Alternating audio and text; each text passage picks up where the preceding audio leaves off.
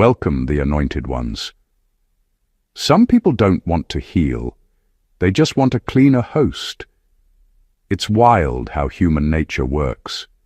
Someone can burn down every bridge in their life, then show up to yours with a bucket of charm and a smirk, acting like they're just passing through, when really they came to siphon validation. Studies in behavioral psychology have shown that people who can't face their own failures often attach themselves to someone succeeding just to feel alive again.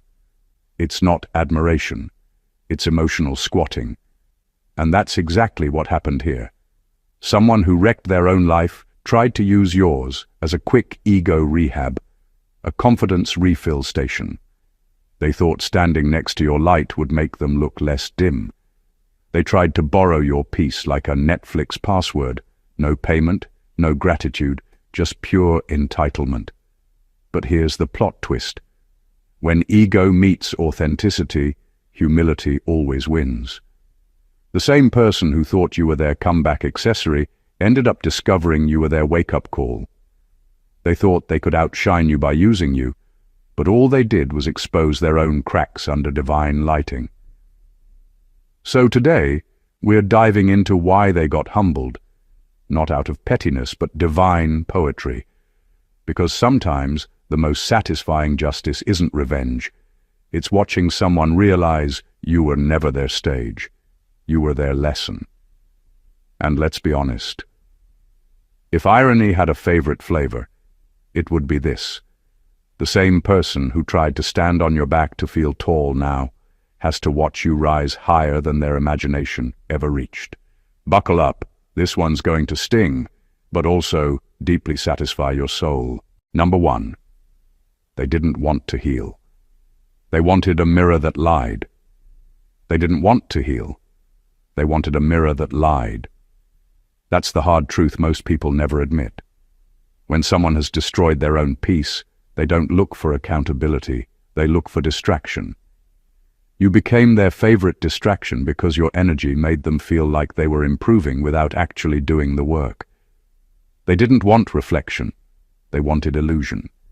They wanted your presence to whisper, "You're still a good person," even when their behavior said otherwise.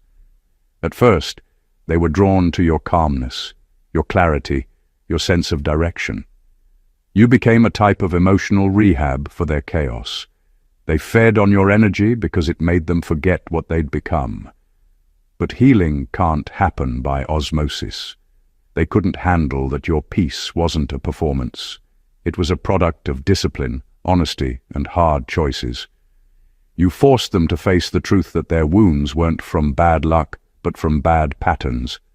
That truth was too bright, too unfiltered, too real. So they tried to rewrite the narrative. If they could manipulate your perception, they wouldn't have to confront their own reflection. They wanted your validation to be their bandage. They wanted your empathy to replace their effort. When that didn't work, they turned defensive. They called you cold, distant, ungrateful, all because you stopped letting them use your light to hide their shadows. They didn't hate you. They hated what your presence revealed. That they had work to do, and you weren't going to do it for them. There's something almost comical about how quickly admiration can turn into resentment when ego gets involved. The very qualities they once praised became the ones they despised. Your boundaries suddenly became arrogance. Your self-respect became selfishness. They wanted you to keep reflecting a version of them that didn't exist anymore. When you stopped pretending, they cracked, because their entire sense of worth was built on your approval. In the end, their downfall wasn't your doing, it was their denial. You didn't destroy their illusion, truth did. And truth doesn't play favorites, it simply exposes. You didn't break them, you just stopped lying for them. And when the mirror refused to flatter, they finally saw what they'd been running from all along, themselves. Number 2, they wanted access to your energy, not accountability for theirs. They didn't come close to you because they wanted connection. They came because they wanted energy. There's a big difference between someone who values you and someone who uses you to feel valuable.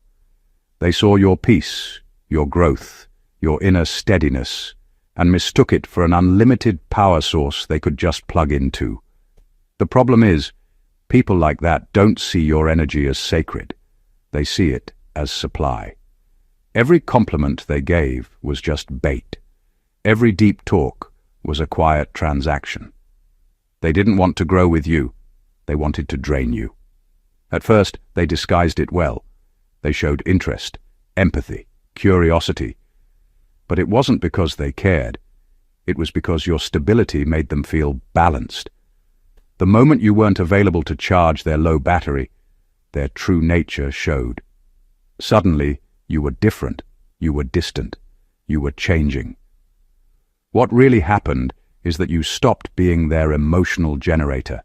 You stopped letting them take without giving back. People who refuse to take responsibility for their own energy always try to feed off someone who does. It's how they survive. They'll tell sob stories to pull your empathy, use guilt to keep you close, and play the victim so you'll keep pouring into them. But here's the twist. They're not helpless. They just refuse to grow because draining others is easier than rebuilding themselves. And when you stop being their source, they act like you betrayed them. They don't see that you're not being cruel. You're protecting your peace. You didn't cut them off out of hate. You did it out of clarity. You realized that someone who constantly needs saving will eventually drown you too. So you stepped back, and that's when their ego cracked. They couldn't handle that you stopped responding to their pull. The same person who acted like they didn't need you started collapsing without you. That's the real humbling, realizing the energy they once mocked was the same energy that kept them functioning. They came thinking they could absorb your light. Instead, they got exposed by it, and the moment you stopped letting them borrow your strength, life showed them just how weak manipulation really is when the source cuts the cord. Number 3, they confused admiration with entitlement. They admired you, but they didn't respect what it took to become you. That's the part people never admit. They envy the glow, but ignore the grind. They looked at your peace like it was something you just stumbled into, not something you bled for. They wanted your wisdom without having to face the pain that gave it birth. They wanted your confidence without going through the rejection, isolation, and lessons that shaped it. To them, your results looked effortless because they never saw the nights you cried, questioned yourself, and kept going anyway. So they tried to copy the outcome without walking through the process. They started imitating your tone, your habits, your mindset. But imitation has no roots. It always falls apart when life tests it. What they didn't realize is that your strength was built through surrender, not performance. You had to break to rebuild. You had to lose to learn. And while they were busy trying to skip the suffering, they skipped the substance too. Their admiration slowly turned sour because your life exposed the shortcuts they took. They couldn't understand why things fell apart for them when they were doing the same things. But what they missed is that alignment can't be faked. Energy doesn't lie. You can't pretend your way into grace. You have to grow into it. They saw your peace as proof that you were lucky, but it was really proof that you were disciplined. The moment they realized your glow wasn't for sale, their ego panicked. It's one thing to envy someone's success, but it's another to realize that success requires self-confrontation. That's the part ego can't stand, accountability. So instead of facing themselves, they blamed you. They started finding flaws, twisting stories, doing anything to convince themselves that you weren't that special. Because if you were truly that genuine, then it meant their whole performance was empty. But the truth has a way of separating the real from the rehearsed. Over time, your consistency exposed their imitation. Your growth highlighted their stagnation. And the very person who once thought they could catch up by copying you, was forced to see that authenticity can't be duplicated. You can borrow someone's style, but you can't fake their soul. They confused admiration with entitlement, and life humbled them for it. Number 4. They tried to make you a trophy in their broken narrative. They wanted to use you as proof that they weren't as lost as they truly were. To them, standing next to someone genuine made them feel redeemed, like your light could erase the stains on their name. They didn't want you for who you were. They wanted what being associated with you did for their image. You became their human evidence that they were still relevant, still good, still wanted by someone of value. You weren't a partner in growth. You were a prop in their performance. Every compliment, every show of affection, every public association was less about connection and more about presentation. They wanted to borrow your reputation, to rebuild the illusion of their own. It was subtle at first. They'd brag about knowing you, name-drop you, or echo your wisdom as if it were their own. They craved the credibility your name carried because they'd lost all of theirs. Your integrity made them feel important by proximity. The same people who once mocked authenticity started claiming it because you made it look powerful. But the truth has a way of demanding proof. The longer they stood beside you, the more obvious it became that they weren't cut from the same fabric. You see, real energy can't be faked indefinitely. Sooner or later, masks slip. They tried to hold onto your light, but light exposes everything, including what's pretending to shine. Their act began to crumble under the weight of their own insincerity. They couldn't keep up with the purity they tried to imitate because they hadn't earned it. That's when the switch flipped. They went from idolizing you to resenting you, from flaunting your presence to quietly competing with it. It's a fragile ego's pattern. What they can't genuinely become, they eventually try to tear down. And when the truth finally came to the surface, they were left exposed, not because you exposed them, but because their intentions did. You weren't their trophy. You were the mirror they didn't want to face. They wanted to be seen as renewed, but you revealed how much healing they still avoided. That's why the connection collapsed. Because you were never meant to validate their illusion. You were placed in their life to test it. And when the test came, they failed. Not because they weren't capable of change, but because they wanted recognition more than redemption. Number 5, they mistook your grace for gullibility. They thought your grace made you an easy target. They looked at your calmness and mistook it for naivety, not realizing that self-control is one of the rarest and most misunderstood forms of power. You saw through their games, but you chose not to expose them immediately. Not because you were afraid, but because you understood timing. Grace doesn't rush to prove a point. It allows truth to ripen on its own. They thought they were getting away with manipulation, but what they were really doing was writing the script for their own exposure. Your forgiveness confused them. People who thrive on control can't comprehend compassion that isn't self-serving. They thought you kept forgiving because you couldn't see their intentions, when in reality you saw everything and chose peace over performance. You knew your reaction would be used against you, so you gave them patience instead, a form of judgment they didn't recognize. That's the thing about grace. It looks soft on the surface, but it dismantles pride from the inside out. As they tested you, they mistook your boundaries for indecision. They thought they could keep pushing because you kept staying calm, but every act of restraint was you handing them enough rope to expose their character. You weren't trying to win an argument. You were letting the truth win for you. And when it finally did, the same silence they mocked became the proof of your strength. You didn't have to shout. You didn't have to prove who was right. Their downfall did that for you.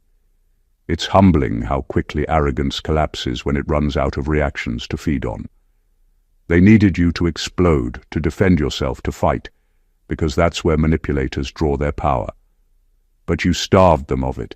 You let them talk, perform, and dig deeper into their own illusion until they had nowhere left to hide. And that's when grace turned into judgment. They learned the hard way that grace is not weakness. It's wisdom wrapped in restraint. It's the art of knowing you're protected without needing to prove it. You never lost your voice. You just refused to waste it on noise. And while they were busy mistaking your stillness for stupidity, God was already preparing their lesson in humility, signed, sealed, and delivered by their own actions. Number 6. They were addicted to applause, not alignment. They were addicted to being seen, not to being real. Their sense of worth was built on attention, not authenticity. Every move they made, every word they spoke was a silent audition for approval. They didn't want truth. They wanted applause. They wanted an audience that clapped for their image, not friends who could see through it.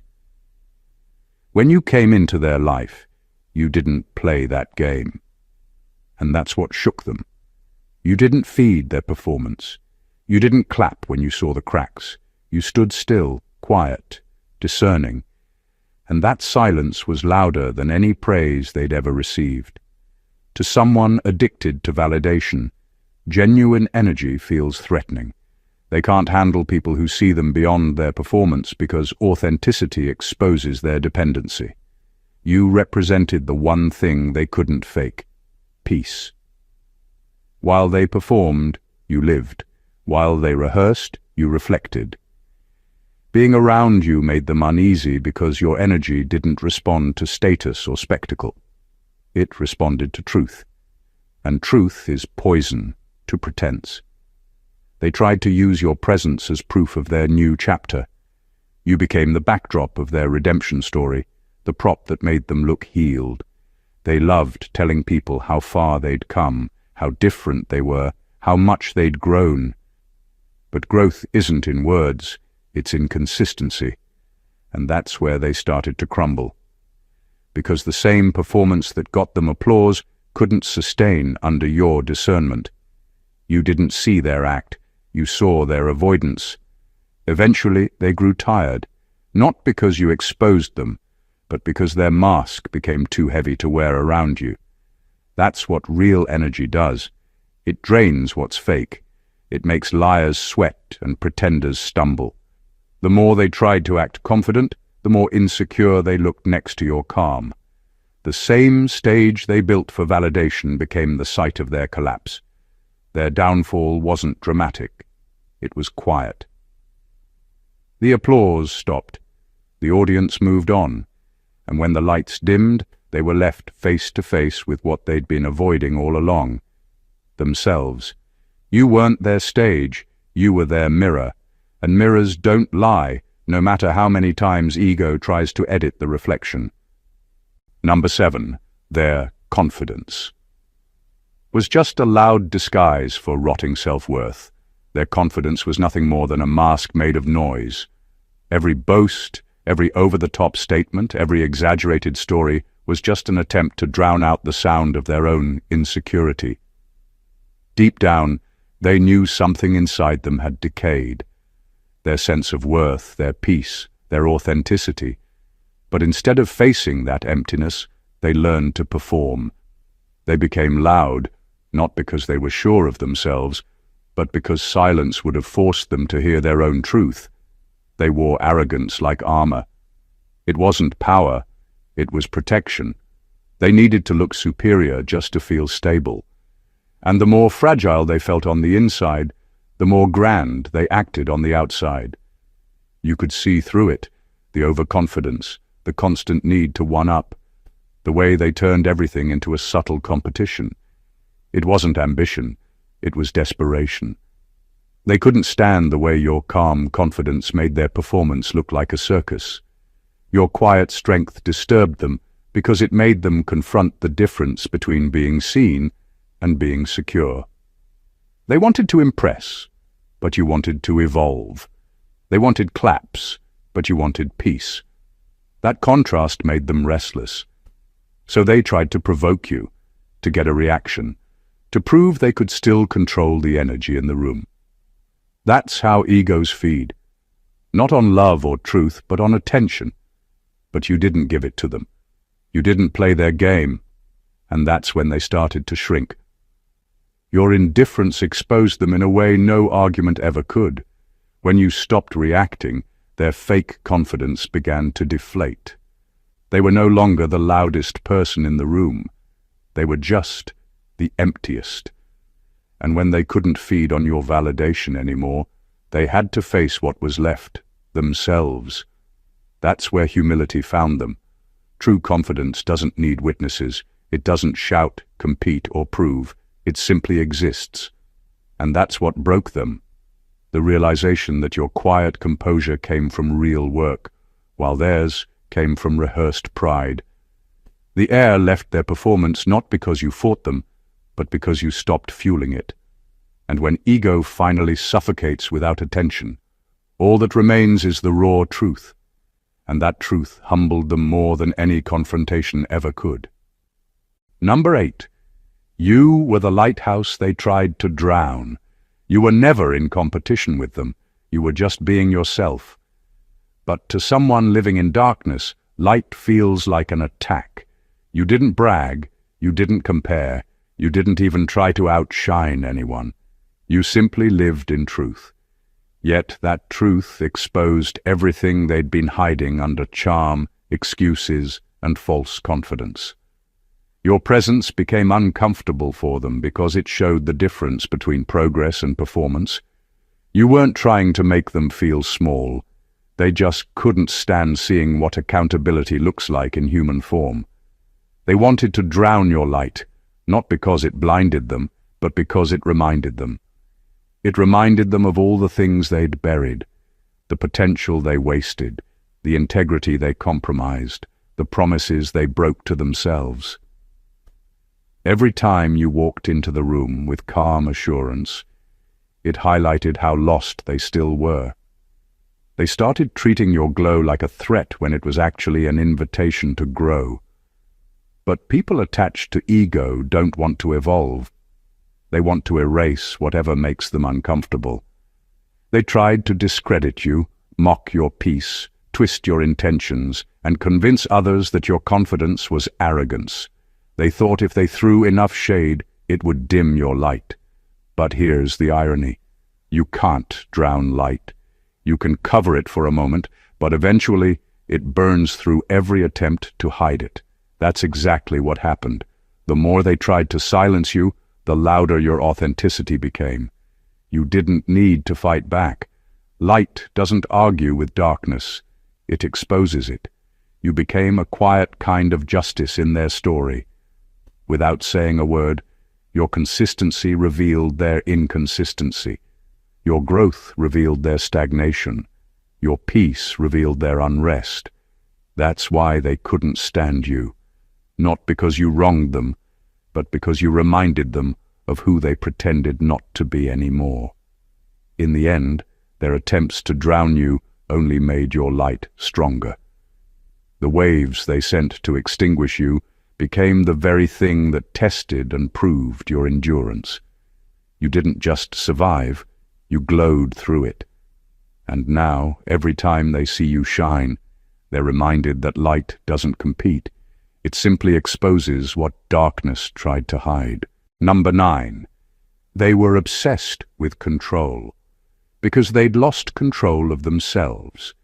Control was their coping mechanism.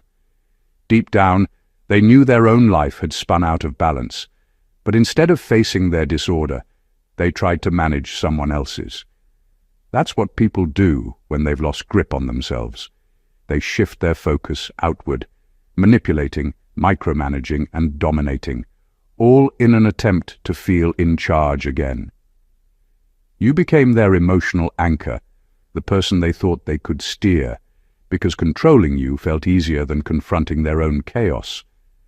They confused leadership with domination, guidance with interference. Everything about your independence threatened them. because your peace was proof that self-control was possible. They couldn't stand the fact that you didn't need rescuing, that you moved through life without begging for permission or validation. Your calm made them restless, your freedom made them anxious, and your ability to stand firm made them feel powerless. So, to restore their sense of superiority, they tried to chip away at your confidence. Subtle criticism here, emotional manipulation there, little mind games designed to make you question yourself. But control is a fragile illusion. The more they tried to orchestrate your life, the more obvious it became that they were the ones enslaved, not you. They were slaves to fear, to insecurity, to the desperate need to feel relevant. They thought they could puppeteer your emotions, but they ended up dancing to the rhythm of their own dysfunction. Every attempt to dominate you only revealed how unstable they were internally. The tighter they tried to grip, the more everything slipped through their fingers. You never had to fight them directly. Spiritual law doesn't need your defense. It simply balances what's unbalanced. Manipulation always loops back. They tried to control you to feel in charge, and life flipped the mirror. Suddenly they were the ones being controlled by the consequences of their own actions. The same games they played to weaken you became the very traps they fell into. They thought they were teaching you who's boss. Instead, they learned that no one wins against divine order. Peace can't be manipulated, and purpose can't be puppeteered. They tried to rearrange your stability, but all they did was expose their own chaos. And when the strings snapped, they realized too late. You were never the puppet. You were the proof that real power doesn't control. It aligns. Number 10. They wanted your reaction more than your respect. They weren't interested in building a connection with you. They were obsessed with controlling how you felt. Their whole sense of power depended on manipulating your emotions. Anger, doubt, sadness, frustration, any reaction from you was like a trophy in their distorted reality. They didn't need your respect, your understanding, or your acknowledgement. They needed your energy to feed their ego. Every word, every move, every expression from you was a measurement of their dominance. If you faltered, they triumphed. If you defended yourself, they celebrated. Your humanity became their playground. But you refused to play. You didn't engage in their games, you didn't argue, you didn't prove a point. Your indifference didn't mean weakness. It meant you understood the rules of power they refused to learn. You knew that giving them a reaction was like handing them a drug that would only make their addiction stronger. By staying calm, you cut them off from the supply they craved. You denied them the highs they relied on to feel significant. And that denial, it hit harder than any confrontation ever could. What they didn't understand is that it wasn't your absence that unsettled them. It was the reflection they saw when your attention no longer fed their delusion. In your silence, they faced a mirror they couldn't escape. Their ego, their dependence on control, their emptiness. That's why they spiraled.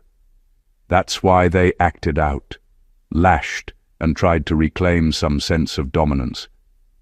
They weren't angry at you. They were panicking at the truth. Without your energy, they were forced to face their own insignificance.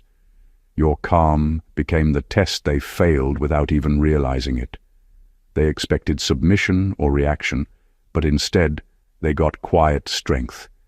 You didn't need to prove anything because your existence alone exposed their illusions. And in the end, the very thing they tried to manipulate, your emotions, became the mechanism that humbled them.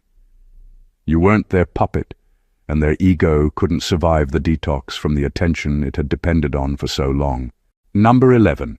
They couldn't handle that you became everything they pretended to be. They built an image, not a self. Their entire identity was a performance. Curated smiles, recycled wisdom quotes, and surface-level peace that cracked whenever no one was watching. They wanted people to believe they had evolved, but deep down, they were still haunted by comparison, envy, and unhealed wounds. You were the silent proof that everything they pretended to be could actually exist for real, without theatrics, without an audience, without validation. And that truth alone shook them. It's one thing to fake calm when life is easy. It's another to embody peace after surviving chaos. They wanted the appearance of strength without the discipline, the language of healing without the sacrifice. You became a mirror that reflected everything they were afraid to confront, the gap between their projection and their reality. The more grounded you became, the more exposed they felt. They weren't angry at your progress, they were terrified of what it said about theirs. Your growth dismantled their illusion. Every time you leveled up, it stripped another layer of their facade. Their spiritual talk sounded empty beside your quiet stability. Their confidence looked fragile next to your rooted calm. They had built their worth on the perception of wisdom, but you lived it. And that's the part that crushed them. Not your success, not your glow-up, but the effortless way you became what they spent their life pretending to be. Life has a way of exposing what's real. Performance can only last so long before authenticity walks in and dissolves the act. That was the moment of reckoning for them, when the show ended and all that was left was the difference between imitation and embodiment. They weren't ready for the truth that pretending to be whole doesn't make you healed, and quoting peace doesn't mean you found it. You did the internal work they avoided. You built in silence what they only talked about in public, and when that truth surfaced, it humbled them in ways no words could, because authenticity will always outlast the act. Number 12. You were their wake-up call, not their wound. They needed a villain to stay comfortable. It's easier to blame someone else than to confront the reflection that's been whispering, "You've been living a lie." You became that reflection, not out of malice, but out of presence. Your honesty, your energy, your refusal to play along with their self-deception all served as divine disruption. You didn't destroy their peace. You revealed that what they called peace was denial.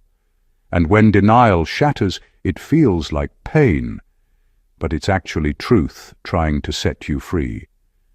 They mistook your boundaries for betrayal, your detachment for cruelty, your silence for judgment. But in reality, you were the first person who refused to feed their delusion. You showed them the consequence of ignoring inner work. Every mask they'd carefully maintained began to slip in your presence, because authenticity exposes what pretends to be whole. It wasn't your words that broke them. It was your refusal to conform to their fantasy. People who are used to control often interpret correction as attack. You were never trying to destroy them. You were simply unwilling to shrink for their comfort. The truth you carried had weight, and when it touched their fragile ego, it cracked. What felt like you hurting them was really life confronting them through you. You became the mirror they spent years avoiding, the test they didn't know they were taking. And when you passed, they had to face the reality that they'd been failing themselves. The irony is, they'll remember you long after the anger fades, not as the enemy they claimed you were, but as the wake-up call that changed their trajectory, because eventually even the proud are forced to admit who told them the truth first. You weren't their downfall, you were their doorway. And though they may never thank you out loud, life will remind them of it every time they choose growth over illusion. You weren't the wound, you were the mirror that refused to lie. Number 13. Their karma was watching you win without needing them. There's no louder judgment than silence that thrives. They expected to be your downfall, the missing piece that made your peace collapse. But instead, Their departure became the start of your ascension. You didn't just survive without them. You sharpened. You grew steadier, clearer, stronger. They were waiting for your weakness to validate their worth. But you turned the plot. Their ego couldn't process that the very person they tried to diminish became living proof that they were never essential, just temporary. Manipulators feed on dependency. They don't want love, they want leverage, and when you broke free from their emotional leash, they lost the illusion of power.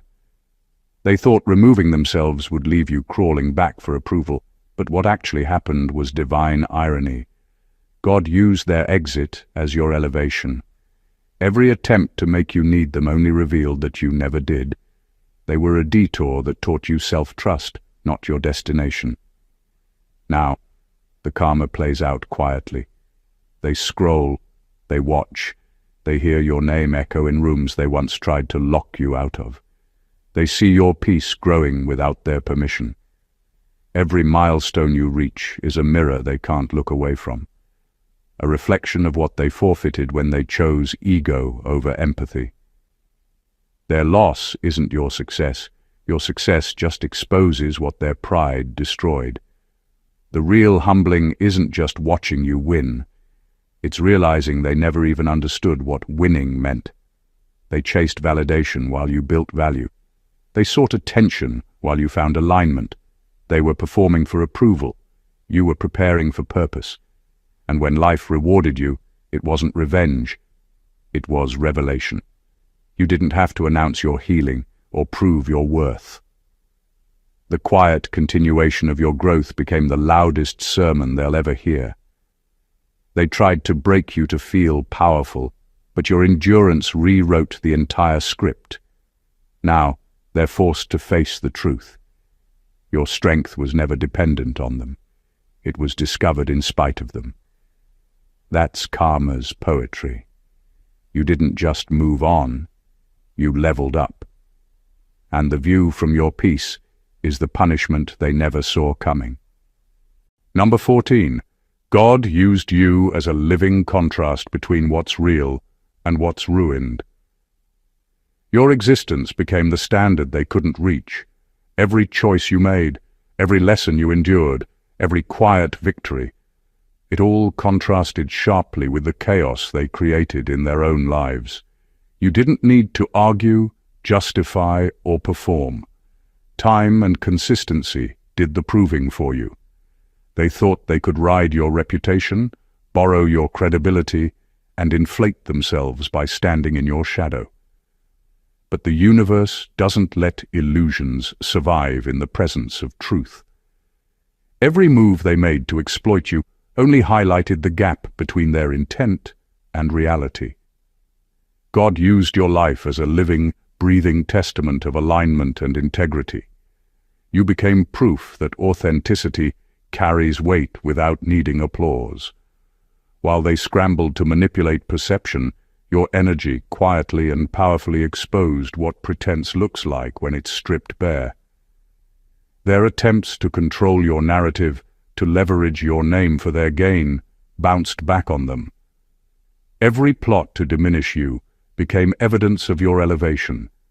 Your consistency, your patience, your ability to endure and thrive. It all became a silent sermon, a lesson on what happens when life is lived in truth rather than ego. Their humiliation wasn't punishment. It was divine reflection. Every crack in their performance, every falter, every realization of their own inadequacy was a mirror held up by the universe itself. It wasn't that you sought revenge or made them stumble. You simply existed fully in alignment, and in doing so, you revealed the consequences of unchecked pride. They thought ego could hijack destiny, but destiny has its own law. Every attempt to manipulate or diminish you turned into evidence of their miscalculation, proof that alignment always overpowers arrogance. Your life became contrast, a standard against which failure and integrity were measured. You didn't need to fight, because truth never loses to pretense. Every time they reflected on what you accomplished or how you carried yourself, they faced a quiet, undeniable revelation. Some things cannot be faked, borrowed, or stolen. Integrity, resilience, and purpose can only be earned, and that revelation humbled them more than any confrontation ever could. You didn't just survive their attempts to exploit you, you became the proof that divine justice is precise, patient, and inevitable. All of this comes down to one undeniable truth. You cannot be used, manipulated, or diminished by someone else's chaos without your consent. And the universe will always honor that boundary. Every person who tried to exploit your light, feed off your energy, or steal your peace ended up exposing themselves, not you. They mistook your grace for weakness, your silence for submission, your growth for competition. Yet with every attempt to control, dominate, or manipulate, they only set the stage for their own humbling. Your life became the measure of authenticity, resilience, and divine alignment. You didn't have to fight, argue, or justify yourself. Time, truth, and integrity did all the work for you. Every manipulator who thought they could borrow your energy learned the hard way that true power cannot be leased, copied, or faked. They saw your strength, wisdom, and peace, and realized too late that these things are earned, not borrowed. The very attempts they made to use you as an ego boost became the mirror reflecting their own shortcomings. Your growth became their test, your silence their rehab, your consistency their exposure. And in the midst of all their schemes and manipulations, you simply lived, thrived, and rose higher, proving that nothing external can derail a soul grounded in purpose and integrity. This is why your journey matters. Every time someone tried to dim your light, you became brighter. Every time someone sought to control you, you claimed freedom. Every time they tried to define your value, you redefined it for yourself. And in the process, you became a living testament to what happens when alignment meets resilience. The people who tried to use you for their gain end up humbled, while you rise unshakable, untouchable, and undeniably whole. So take this as a reminder. Nothing that was meant to break you can build them. Your energy, your integrity, and your truth are priceless, and the universe will always honor that. Stand firm, shine unapologetically, and never let anyone's ego dictate your path. If this message resonated with you, make sure to hit that subscribe button so you never miss content like this. Like the video if it opened your eyes, comment below with your story of rising above manipulation, and share it with someone who needs to see the truth. The more we rise together, the more the world sees that authenticity always wins. God bless you.